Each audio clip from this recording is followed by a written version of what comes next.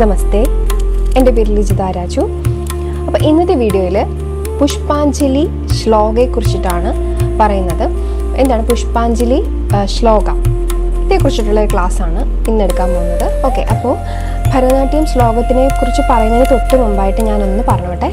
ഞാൻ ഇതിനു മുമ്പ് അപ്ലോഡ് ചെയ്തിട്ടുള്ള 6 വീഡിയോസ് എന്ന് പറയുന്നത് ഡാൻസ് ബേസ്ഡ് ആയിട്ടുള്ള ഭരതനാട്യം തിയറിയുടെ കുറച്ച് ക്ലാസ്സസ് ആണ് ഞാൻ ഇതിനു മുമ്പ് ഒരു 6 വീഡിയോസ് ആയിട്ട് ചെയ്തിട്ടുണ്ട്.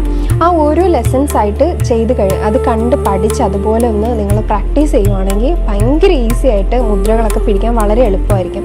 ആ ക്ലാസ്സുകളൊന്ന് മിസ്സാതെ കാണാൻ നോക്കുക മാക്സിമം. ഞാൻ എല്ലാവരും നിർബന്ധിക്കുന്നില്ല, എല്ലാവരും കാണുക.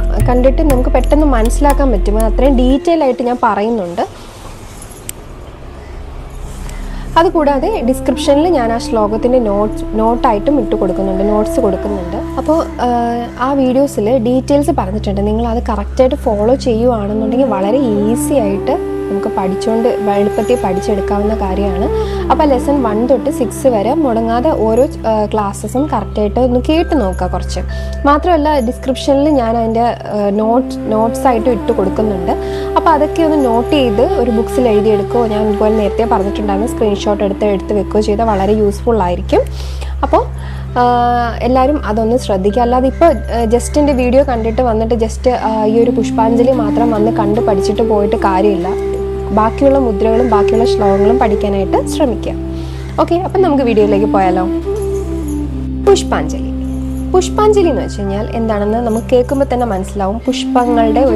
പുഷ്പങ്ങൾ അർപ്പിക്കുക എന്നുള്ളതാണ് പുഷ്പാഞ്ജലി കൊണ്ട് അർത്ഥമാക്കുന്നത്. ഡാൻസ് പെർഫോം ചെയ്യുന്ന സമയത്ത് ഫസ്റ്റ് നമ്മൾ പുഷ്പാഞ്ജലി കൊണ്ടാണ് തുടക്കം കുറിക്കുന്നത്. പുഷ്പാഞ്ജലി തുടങ്ങിക്കൊണ്ടാണ് നമ്മൾ ആ ഒരു നൃത്തം സ്റ്റാർട്ട് ചെയ്യുന്നത് പെർഫോം ചെയ്യുന്ന സമയത്ത്. അപ്പോൾ ദൈവങ്ങളെയെല്ലാം പുഷ്പങ്ങൾ കൊണ്ട് അർപ്പിച്ച് നമസ്കരിച്ച് അവരുടെ അനുഗ്രഹം വാങ്ങിച്ചതിന് ശേഷമാണ് ബാക്കിയുള്ള നൃത്തങ്ങളെല്ലാം നമ്മൾ സ്റ്റാർട്ട് ചെയ്യുന്നത്.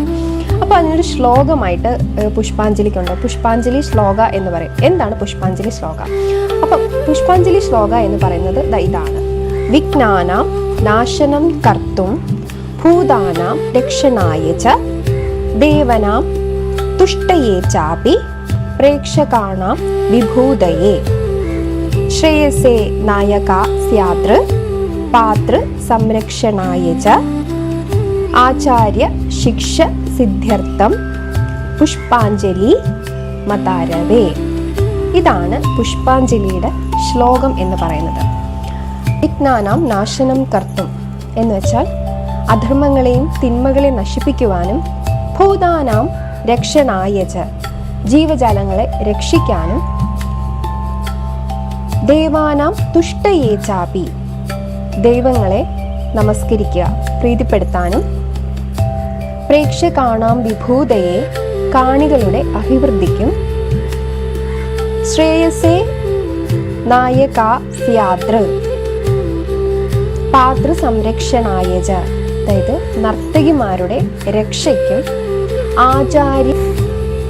ആചാര്യ ശിക്ഷ സിദ്ധ്യർത്ഥം എന്ന് പറയുന്നത് അതിൻ്റെ അർത്ഥം എന്താണെന്ന് വെച്ചാൽ ഗുരുവിൻ്റെ ഉപദേശങ്ങൾ ഫലപ്രദമാക്കുവാനും ദൈവത്തിന് പുഷ്പാഞ്ജലി അർപ്പിക്കേണ്ടത് അത്യാവശ്യമാണ്. പുഷ്പാഞ്ജലി ശ്ലോക: വിഘ്നാനാം നാശനം കർത്തും ഭൂതാനാം രക്ഷണായ ച ദേവാനാം തുഷ്ടയേ ചാപി പ്രേക്ഷകാണാം വിഭൂതയേ ശ്രേയസേ നായക സ്യാതൃ പാതൃ സംരക്ഷണായ ച ആചാര്യ ശിക്ഷ സിദ്ധ്യർത്ഥം പുഷ്പാഞ്ജലി മതാരവേ. അപ്പോൾ ഇന്നത്തെ വീഡിയോയിൽ പുഷ്പാഞ്ജലി ശ്ലോകത്തെക്കുറിച്ചാണ് പറഞ്ഞത്. അപ്പോൾ ഡീറ്റെയിൽ ആയിട്ട് അതിൻ്റെ അർത്ഥവും ഞാൻ പറഞ്ഞു തന്നിട്ടുണ്ട്. ഇന്നത്തെ ക്ലാസ് പുഷ്പാഞ്ജലി ശ്ലോകത്തെക്കുറിച്ചാണ്. വീഡിയോ ഇഷ്ടപ്പെട്ടിട്ടുണ്ടെങ്കിൽ ക്ലാസ് പഠിക്കാൻ ഇൻട്രസ്റ്റ് ഉള്ള ആരെങ്കിലും നിങ്ങൾക്ക് പരിചയം ഉണ്ടെന്നുണ്ടെങ്കിൽ ഈ വീഡിയോ ഒന്ന് ഷെയർ. എല്ലാവർക്കും നമസ്തേ.